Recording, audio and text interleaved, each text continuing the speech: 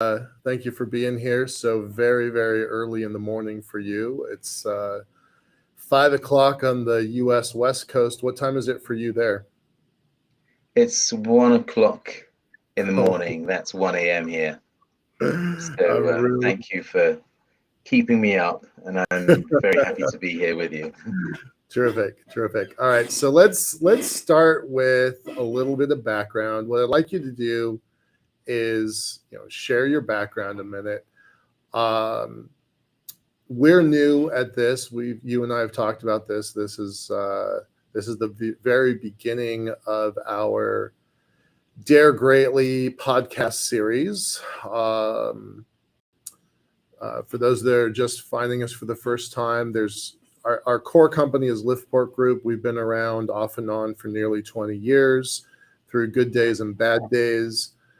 At the beginning of the pandemic, we wound up doing a lot of technical conferences as a service, and that has morphed into 27 conferences, nearly 350 hours of online conferences. You can find them on our YouTube channel. Uh, and then that has evolved into creating this brand new podcast series. And we're hoping to do two events a month, or sorry, two events a week. So a pretty aggressive podcasting schedule. And then that's going to lead to four big conferences each year, quarterly. And this whole Dare Greatly theme is focused around the money, finance, capitalization, and commercialization of space. It's a nearly $500 billion industry. Um, and it's crazy, but no one seems to be tracking it. No one's really, following the money. So we've decided to create this series.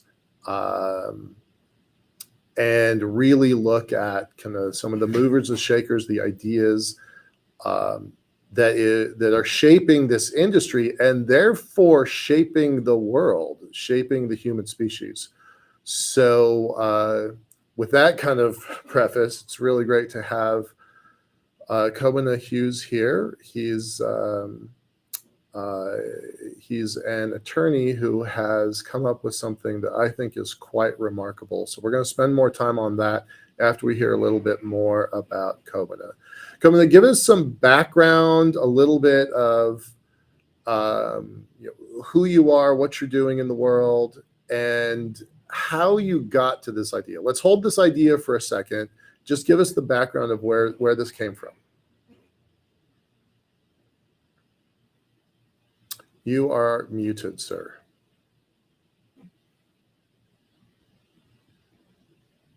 That was so predictable, isn't it? It always happens. No. Thank you very much. Happy to be joining you on this session, and thanks for inviting me. Yes, so a little bit about me. I'm a lawyer, an attorney, as you say, based in the UK, African origin. I tend to, my first degree was in systems engineering, and then I switched to law many years later. And my practice is mainly in the areas of power and infrastructure projects, and I've lived and worked both in the UK and in Ghana.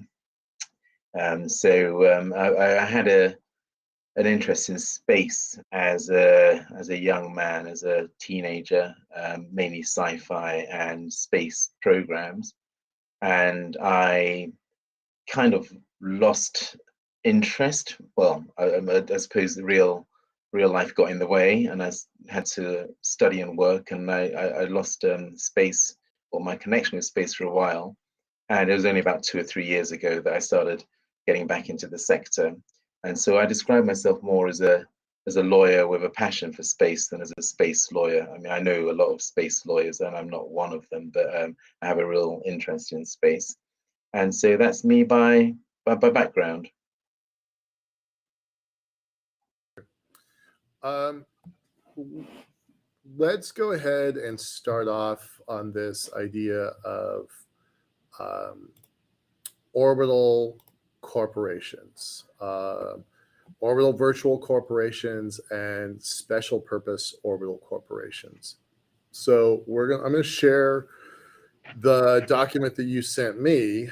We're going to kind of take it apart a minute, bit by bit by bit, because each piece is a building block. And with your background as an attorney, for you, I know that it's important to establish precedent and precedent and precedent until you get to the gotcha moment.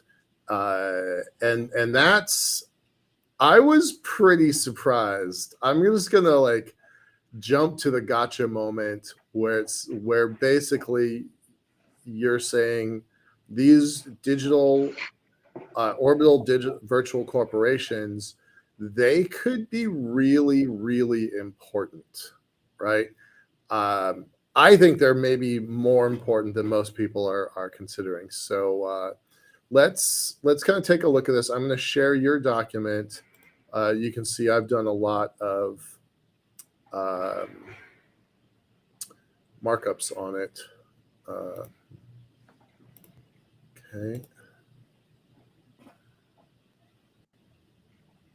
So I have a whole bunch of notes in here, lots of notes. But let's just kind of start with this basic idea. We will share this document. It's actually posted in the Eventbrite page. It's posted on our websites. We'll share that in just a moment. Leah, if you could tackle that, thank you. Tell me in your own words, without getting into the document, what is this thing? What is it you're trying to accomplish here? Well, I suppose, in a nutshell, it's. I think I felt there was a need to create corporate vehicles for commerce in space, and what I mean by that is that we have the global economy is virtually it's run through the kind of concept of incorporation. Companies do business, companies trade, they have legal personality, they can buy and sell goods, employ people, enter into agreements, and so on. And we have obviously we have companies on Earth who are engaging in space, and my interest was in whether actually the future would benefit from having companies engaging in space activities which were not earthbound, whether you could have, in essence, companies which were uncoupled from Earth and trading and dealing with each other in space. And the reason behind that would be to facilitate commerce. So whether in decoupling companies from their earthbound ownership, as it were, you could incentivize investment, and whether you could free them from the same tax burdens that companies on Earth are bound by, and in so doing, whether you can actually give the space sector a stimulus, a much needed stimulus, provide greater incentives for people to participate in the economy. Okay, so let's back up and kind of take this apart a little bit. You want to walk us through your legal rationale, and I've got many of the documents cited in your paper loaded. So just let me know which ones you want to pull up, and you can kind of walk through your thinking about this. But I want to make sure that we spend enough time talking about the implications of it. So let's lay the foundation, okay? Okay. I think the first thing to say is that the concept may be of greater application to different parts of the new space economy. So there has been, I suppose, a division that's been set out by others between what you might call the space for Earth economy and the space for space economy.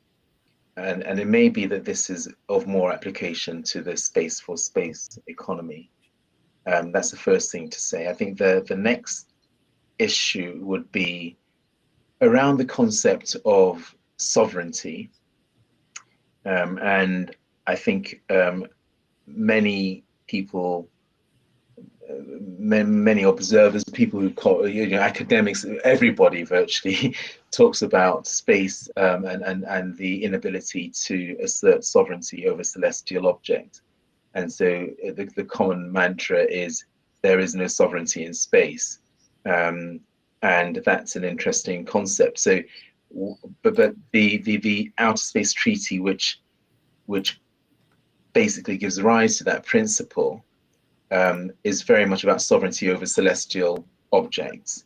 I think it's Article 2 that we're looking for here. But basically, I see you're scrolling for it.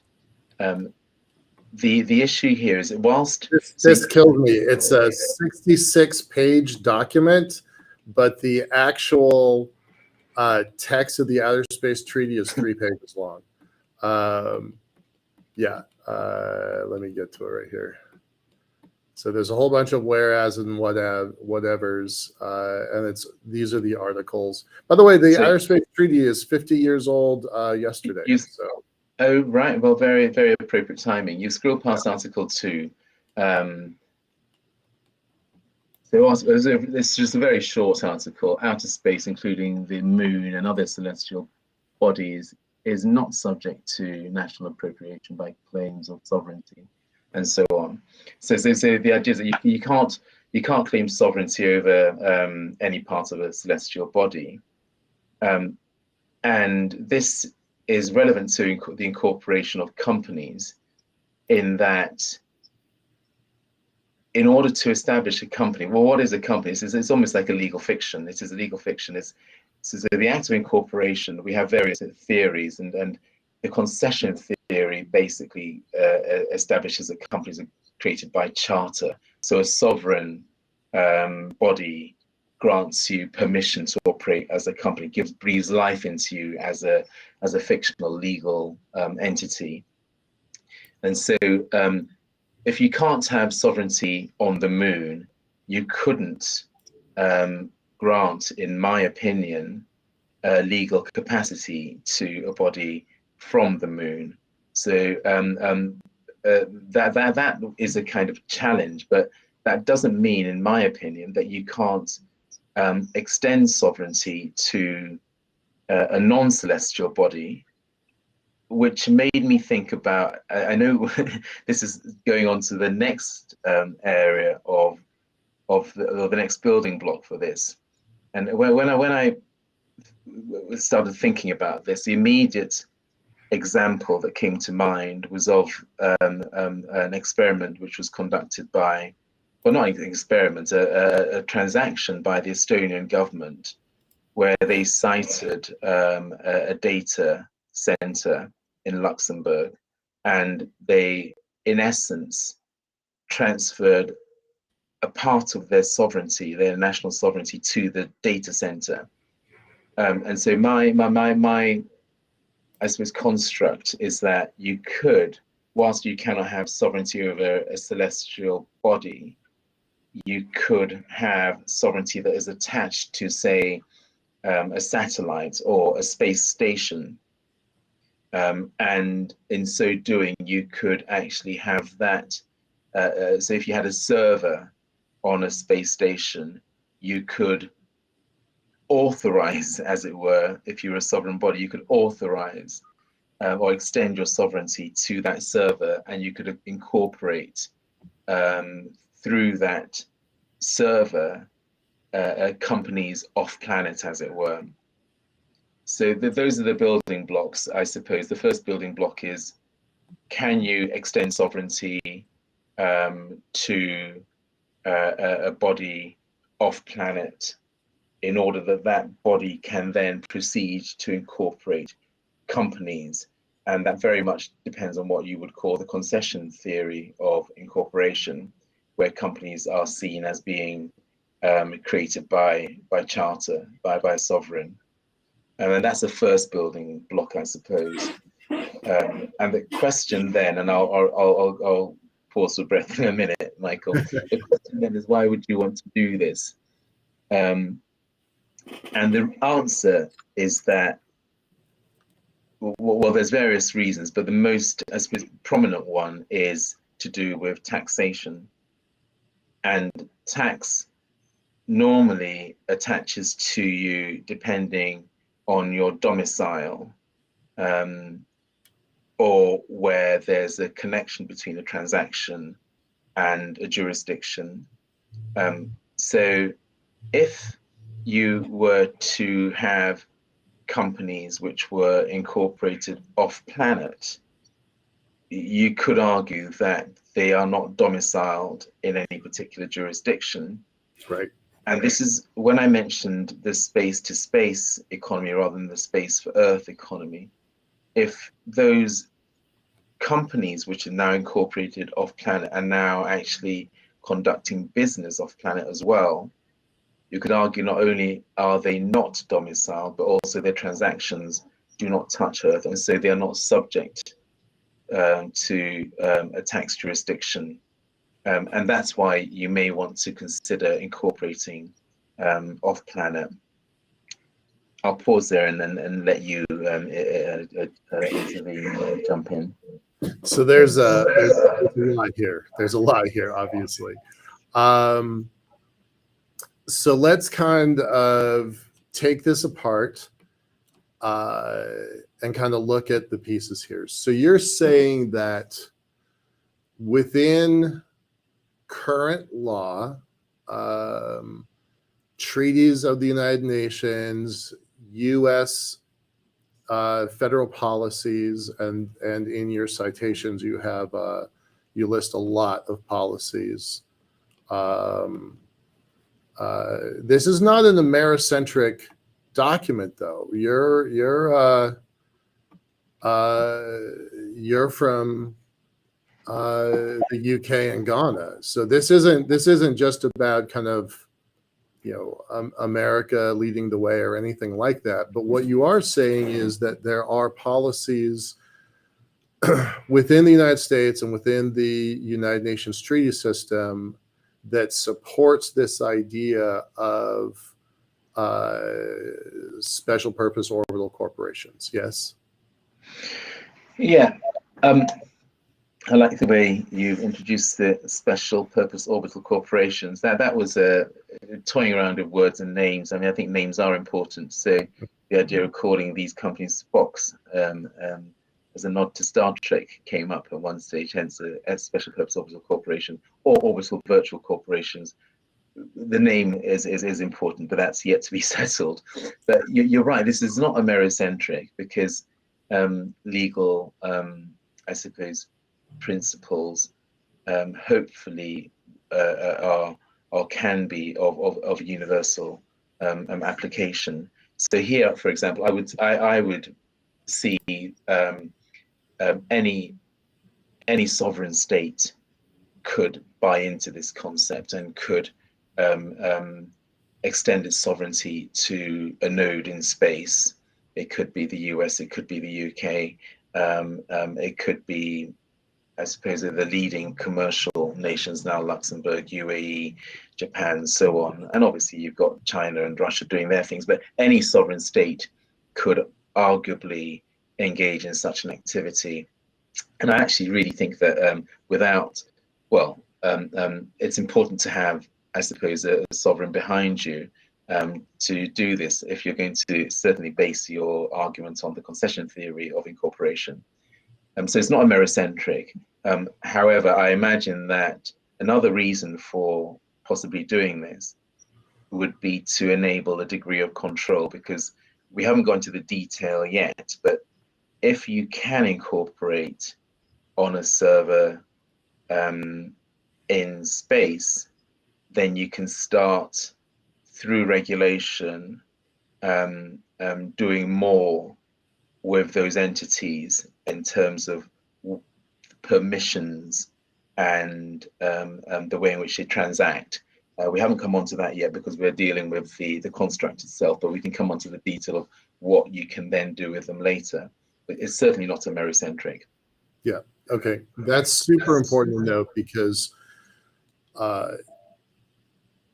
because space, in some senses, as noted in the UN treaty, there is a global commons component to it, but there's more than 50 space agencies, national space agencies. There's thousands of companies trying to do stuff within Leo, Meo, Geo, going out to the moon. Some are pushing out to Mars. There are folks trying to push to other stars, and there are folks trying to push to Venus. So we know that even though it's going to be difficult, humanity and its commerce and its tools of operating, they're moving outside the framework of Earth, outside this fragile home that we have. So I looked it up because I was curious. In the United States, there's 33 million companies. There's only 340 million Americans, 330 million Americans, but there's 33 million companies. Now, most of those are sole proprietorships, right? It's somebody who has a local cleaning service, or an attorney, or all of the service kinds of businesses that are incorporated. There's about 2 million corporations in the United States. But as humans move out into the solar system, and we take our systems of governance out there, a corporation does make sense to be one of those tools that we bring out into the cosmos. Yes, that seems pretty basic, right? I'd agree with that, but I don't think that you even have to go that far. I think that the kind of transactions that I see or foresee being attractive, or the concept being attractive to, are things. I mean, we've got companies like, Orbit Fab doing gas stations in space, Off-World with robots, a Space Forge doing manufacturing, and Axiom, and we've got space-based solar power. So there's a lot which is going on near enough to Earth. You don't even have to go to Mars. But I imagine that there's going to be a whole economy. You mentioned the number of companies in the US. I think of that figure of, did you say 3 or 33 million? I think something like 5,000 are listed as space companies. And I think globally there's 10,000 or so space companies. So the US has about half of the world's number of space companies. But of those 5,000 companies, I imagine a percentage of them will be a space for space focused, and that percentage, I can't give you a figure yet, but they will be, for example, refueling of satellites. They may want to buy into this concept. So it is not even about traveling to other planets. It's something that's, I think, real enough and near enough to home at the moment. And the whole point of doing this is to try and de-risk the sector in a way, and to make it more streamlined for commerce to take place, and to also allow a certain amount of governance and regulation to deal with some of the issues that flow from the principle of space being for all humanity. So yes, but I don't think it's necessarily connected to, the vision of interstellar travel, which is great, but I think this actually hits nearer to home. Excellent. That really kind of points to the fact that this is, if you will, a down-to-earth concept. I'm talking about, the future far out.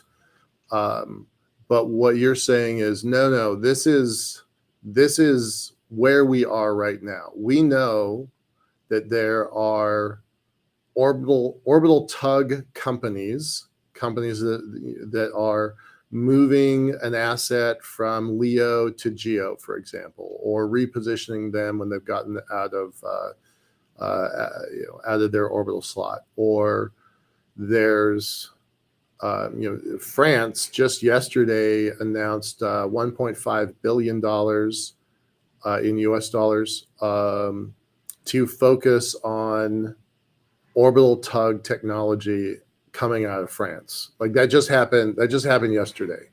So each nation is starting to carve out specializations. We've known that Canada has had specialization in robotics, especially the arms, but other robotics, for nearly 20 years.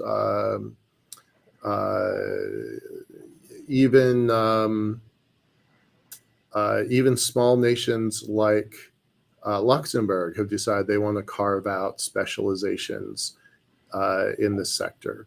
So we know that this space economy, the cislunar econosphere, it's happening. It's happening around the world all the time right now. So let's take an example of this transaction and say, I'm Orbit Fab, and I've got the beginnings of a gas station online in orbit somewhere. And France is just creating a new orbital tug. There are 3 or 4 orbital tugs, by the way, but let's just use France in this example. A company registered in France comes up to a company registered in the United States, Orbit Fab, and let's call it Franco Tug, right? They're going to come together. I like that. Franco Tug, right? They're going to come together and they're going to transfer fuel, right? There's a service provider relationship between these two, and then Franco Tug is going to go out to the rest of the solar system and do its thing. Orbit Fab is still sitting there; it's doing its thing. Its job is to sit there, and then this tug is going to go out, and now the tug is going out, and it's going to go to a Luxembourg company and pull a different asset from one orbit to another orbit, right? These are all services that are in the very near future. Yeah. 1 year, 2 years, 3 years, probably less than 5 years across the board. These are all of these things are under construction right now. They are well funded. They are well financed with really, really smart people in charge of them and really, really smart people building them. Yeah. So this is near term. So Franco Tug is going to buy a service from Orbit Fab. Yeah. And there's going to be a transaction there. Yeah. And then Franco Tug is going to go and move. There's a company called Cislunar Industries that's trying to build a forge in space. Mm-hmm. And they need to move. They need to move from where they are to where they're going. So that's another transaction. That's an American company. Yeah. These transactions are for services that are happening exclusively in the space domain, but money is still going to move hands. Fill in the blanks from there. What does that look like if there are such things as special purpose orbital corporations? Okay, so I mean that's a really interesting example that you come up with there, and the first thing to say is that I think. As with companies which are just operating on Earth as we know them, they're all engaged in millions, if not billions, of transactions daily. And if you were just tracking each transaction directly, so every single transaction the company's involved in is tracked individually, it's really inefficient. So what you do at the end of the day, there's a netting exercise at the end of the day. A company's involved in through their banks. There's a netting transaction, which means you're settling in terms of cash company flow. A, company B, company Yeah. C, we're transferring those money, and that money is netted out at the end of the day. At the end of the day, yes, yes. So the banks are involved here, obviously, and that would apply to companies engaging in activities in space as well. Now, the missing link here, I think, I mean, a lot of this, the mechanics, I haven't quite worked out. I'm not an economist, but in my thinking, the virtual corporations would be subsidiaries of what you might call terrestrial companies. So you could have, Lane, or you could have LiftPort having an orbital company called LiftPort OVC, say, Orbital Virtual Corporation. And so these space activities, the untaxed space activities, would be carried out through your subsidiary. So the terrestrial company, the parent company, LiftPort Terrestrial, would basically would inject funds into LiftPort Orbital, and LiftPort Orbital could then engage in these off-planet activities and transactions, could generate income and profit, and every now and then would repatriate funds back down to LiftPort Terrestrial. I suppose the 2 points I'm making is that there would be a web of transactions going on around these orbital companies. So each day, I imagine that an orbital corporation may be involved in, say, I was going to say 200 transactions, a couple of hundred transactions, and that would go on for, say, a 12-month period. A lot of this needs to be legislated for, and every regulated period, the parent company on Earth could draw down against its investment in the orbital corporation. So there's, I suppose, a need for there to be a relationship between an Earthbound company and the orbital company. It's not something that's just going to happen in space. There will be a relationship with Earth. Right.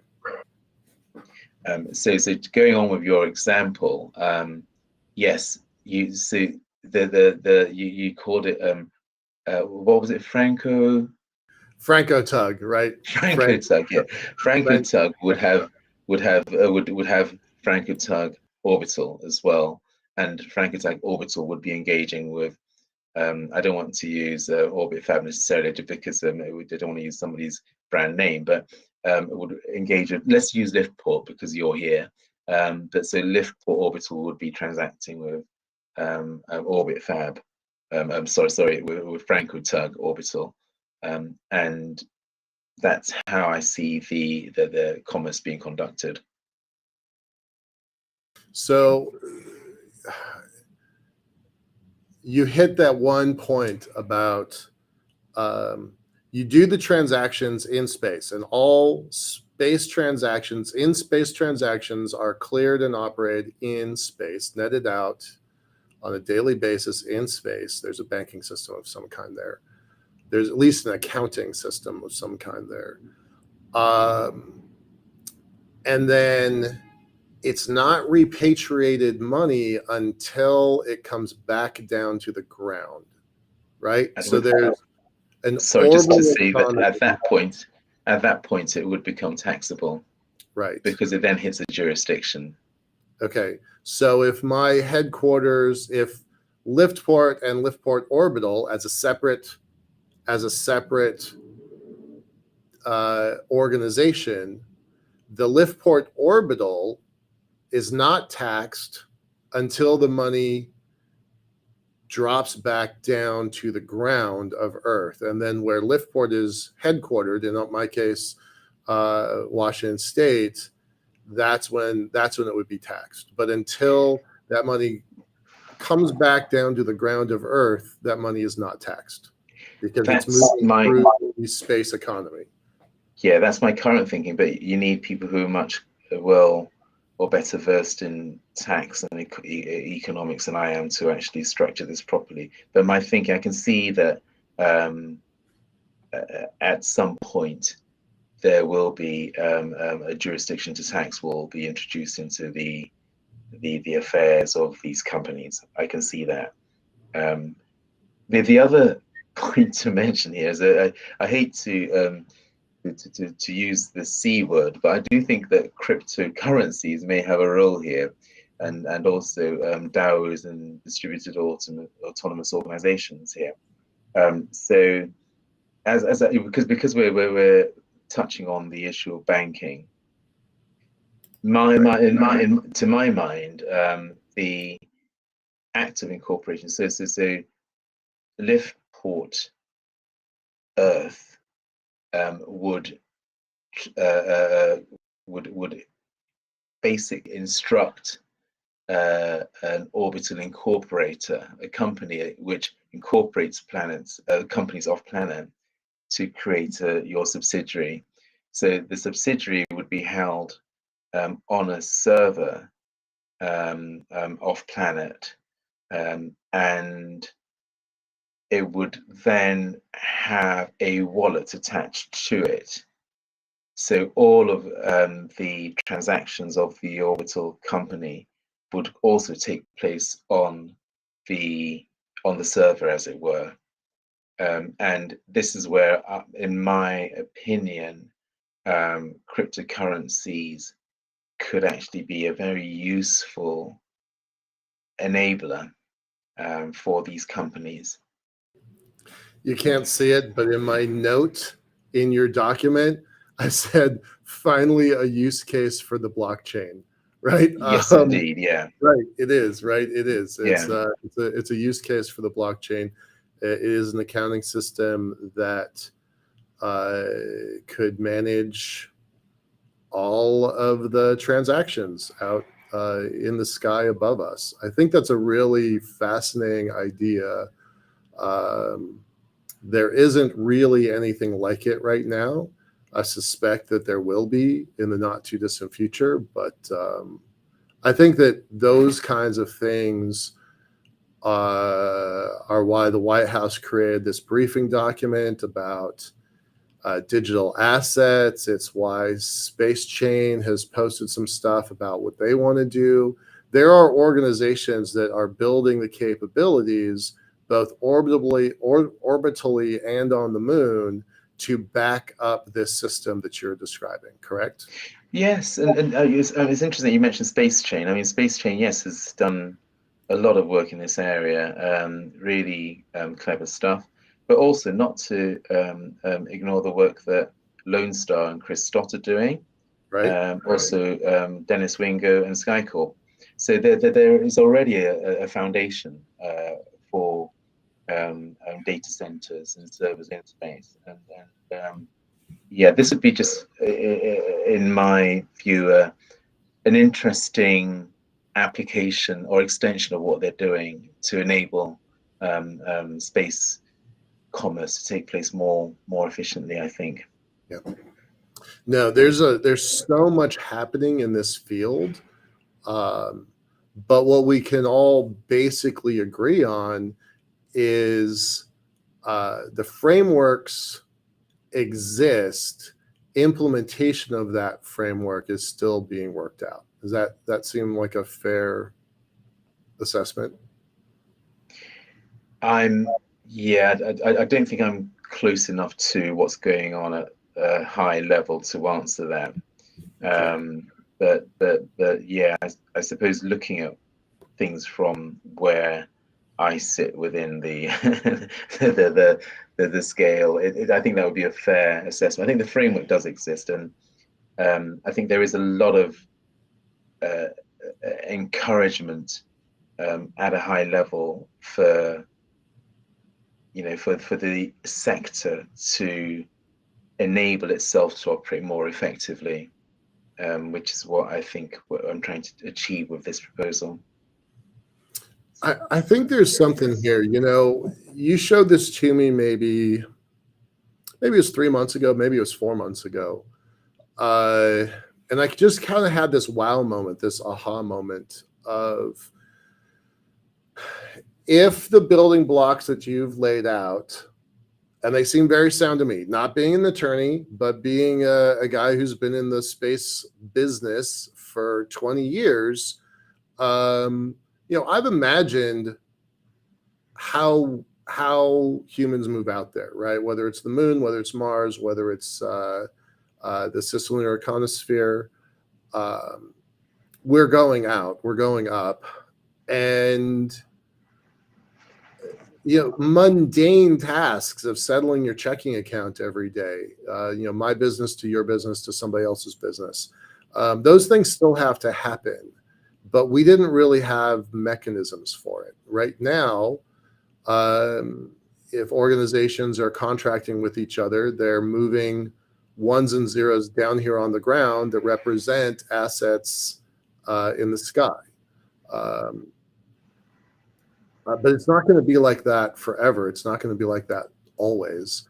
And so the thing that was intriguing to me about your paper was there is legal precedent, there is a foundation that each brick in your argument is based on a prior brick. So everything is the foundation is solid. The foundation is set, and then given that the potential, the possibilities, they're astounding. I'm going to pull up your Harvard Business Review article here. Not your article. One that you cited. Give me a second here. So you cited this article in your paper, in your document. And it's, Harvard Business Review, so it's pretty solid. I don't know any of the authors. I'm just going to take their word for it. But where's that piece that was so powerful? Let me see if I can find it.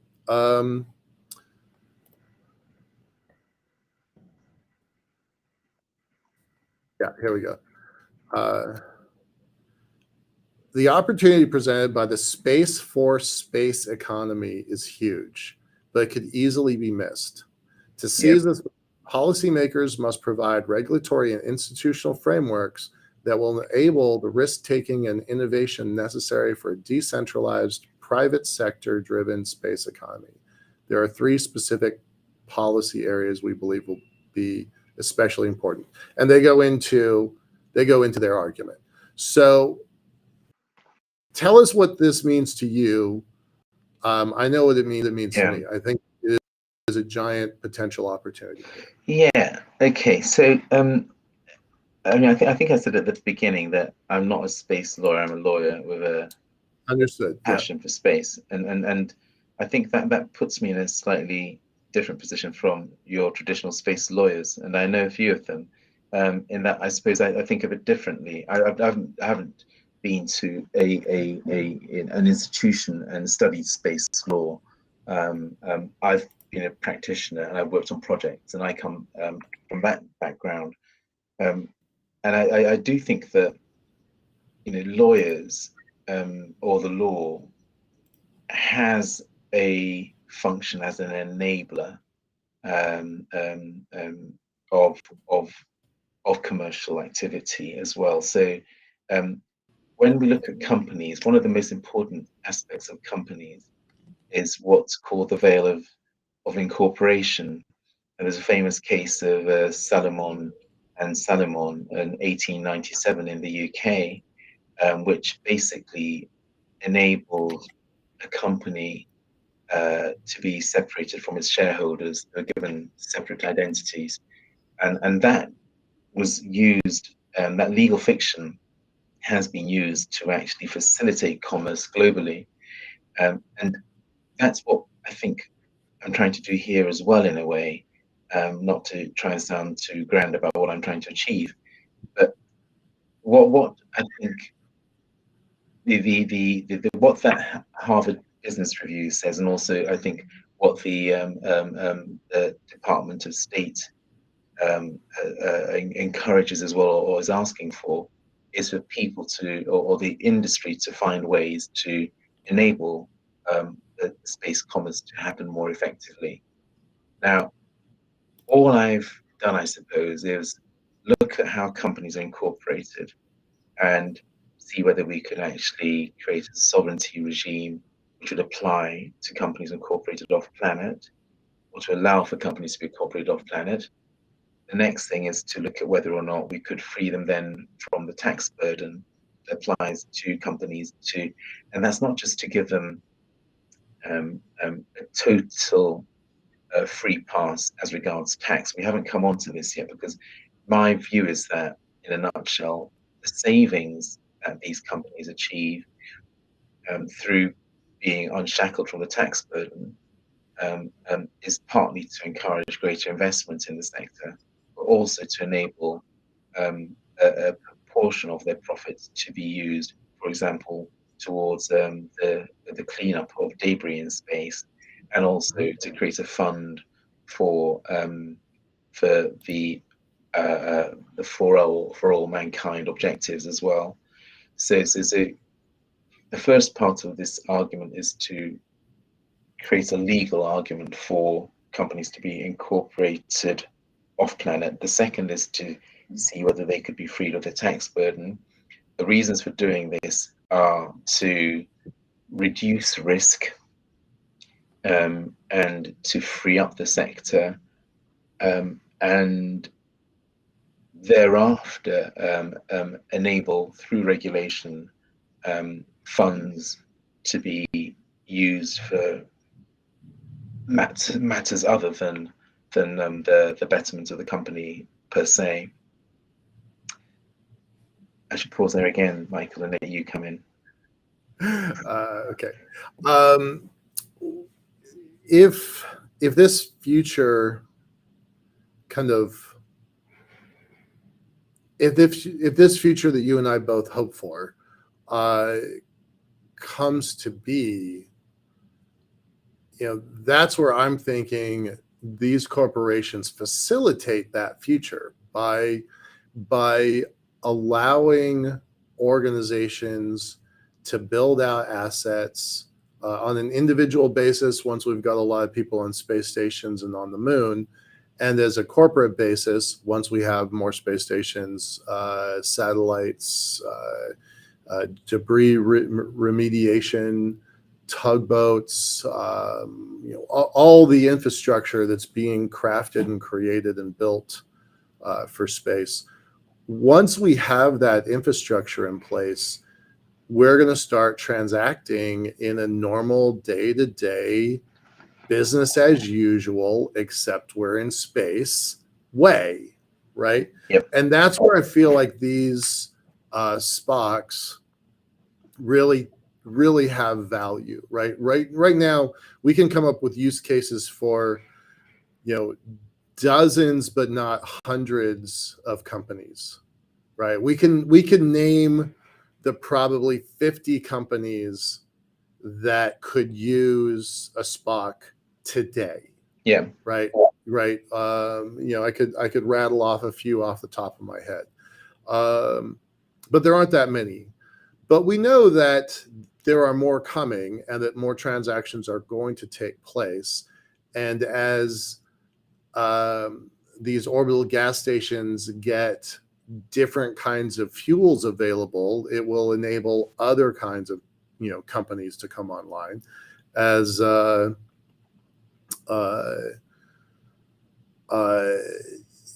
there are servers that are on the moon and on space stations placed in those places as an asset, those transactions will be cleared entirely on orbit, and that's gonna change things, right? So right now there's less than probably 50 companies, but there will be hundreds and there will be thousands, and that's when Spocks really kind of come into their own, right? Once there's a lot of transactions happening. I think so. I think that that must be right. And in a way, we're kind of anticipating a future where we're crystal ball gazing. But I think that you and I sense that there is a potential here that we need to anticipate to enable the future that we see to happen more readily. And so yes, no, I'd agree with that. Um, it's I think that the the commerce that's required will get it is going to get more intensive. There's no doubt about it. As you say, there are about 50 companies that you could name now, but the way things are going, we could have very quickly 10 times that number of companies who may be interested in doing something of this nature.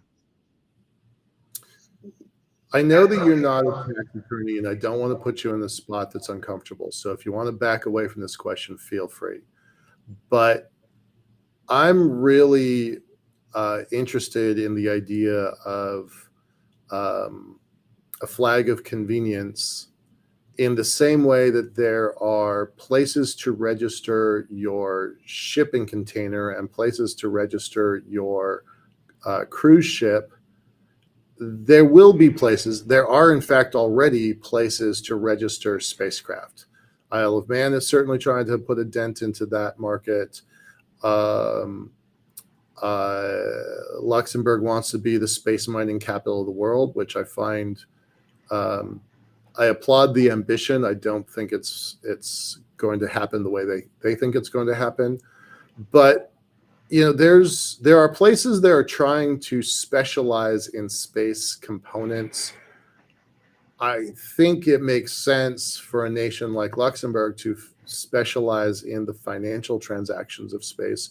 You mentioned in your paper, Estonia is trying to build precedent around servers that have national sovereignty equal to embassy roles, Yeah. servers that act as embassies. I find that idea amazing, by the way. That's one of the things, just between you and me and everybody else who's listening, that's one of the details that clinched this whole idea for me, was that because that existed at a national level, it made it easier to understand the rest of this stuff.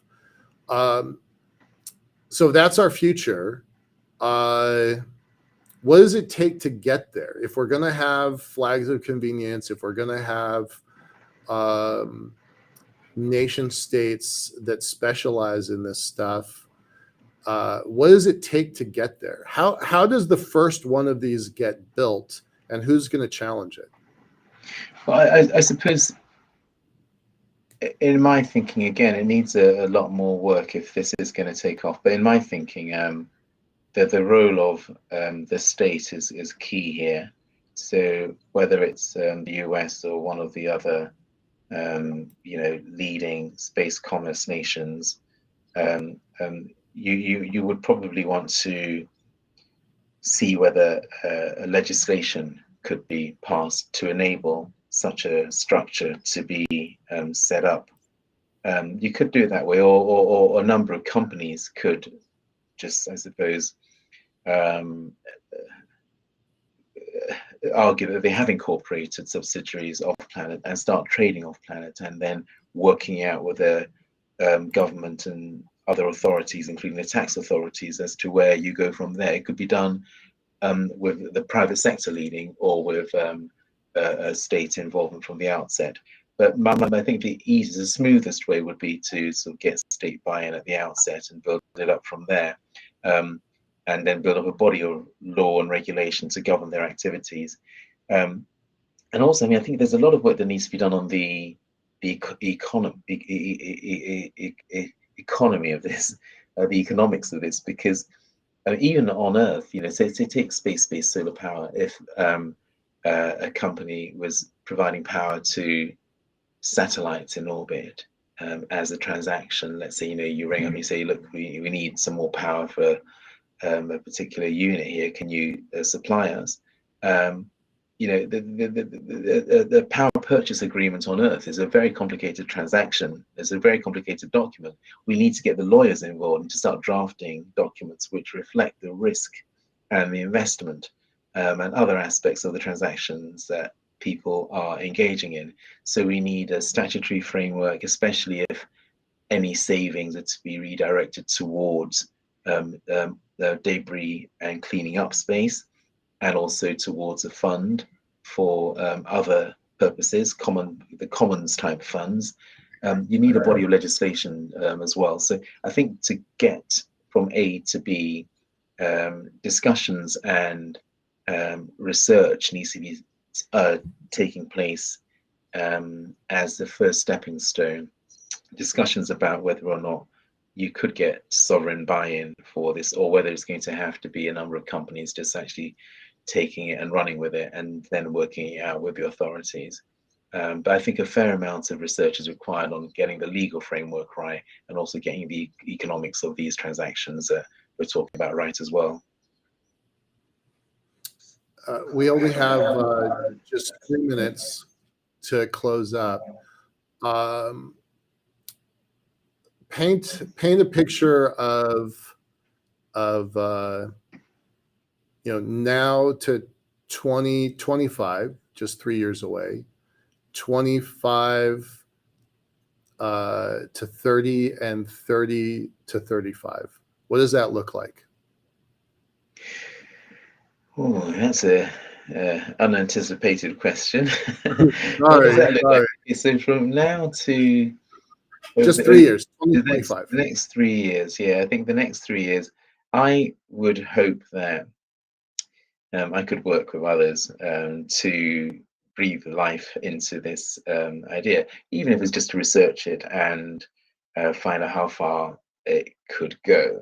But I think that within 3 years, I would hope that we could look at the technical feasibility and the legal feasibility, and also get 1 or 2 companies who decide to pioneer this idea and to undertake 1 or 2 transactions in space as pilots, and work out how the whole regime would work in practice, in reality.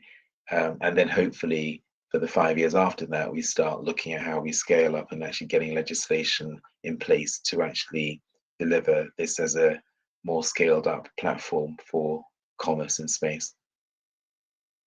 Brilliant. Okay. All right. That's what we're going to wind up doing. Make a prediction. Let's go all the way out to 2035. How many Spocks do you think there's going to be? Just make a number. We're gonna bet, and we'll come back in a few years and talk about it. We're talking about 2030, did you say? 2035. 2035. Let's go all the way. So we're talking about 12 years from now. Say 10 years from now, I would hope that we'd see 1,000 of these Spocks up there. 1,000 Spocks. Yeah. Okay. All right. Okay. I would love to see that. Yeah. I think that would be amazing. I mean, that's based on there being 5,000 US-based companies at the moment. Right. Globally, 10,000. I think if we got 10% of those doing space for space transactions, I think that would be a good figure to aim for. Okay. 10% of the current level of space companies. Yes. Okay. Yeah. That tells me that's probably not big enough. I think that's probably going to be bigger, but I like it. Thanks a lot. Okay. Kobina Hughes, really appreciate having you on our program. We're just getting started. We'll come back to you over time and check in on this idea. And with that, we're going to sign off. I'd really like to thank my team in the background for kind of making this event happening. We're really grateful to Leah, Taylor, Joey, and Yusuf. So we couldn't do this without y'all guys. So appreciate it. Keep up the good work. Kobina, it's always terrific talking to you. I love the ambition and the enthusiasm. Let's see if we can make these Spocks come into reality. And then for everybody else out in the world, thank you for listening and paying attention. Have a great night, y'all. Bye-bye. Thank you, Michael. Bye-bye.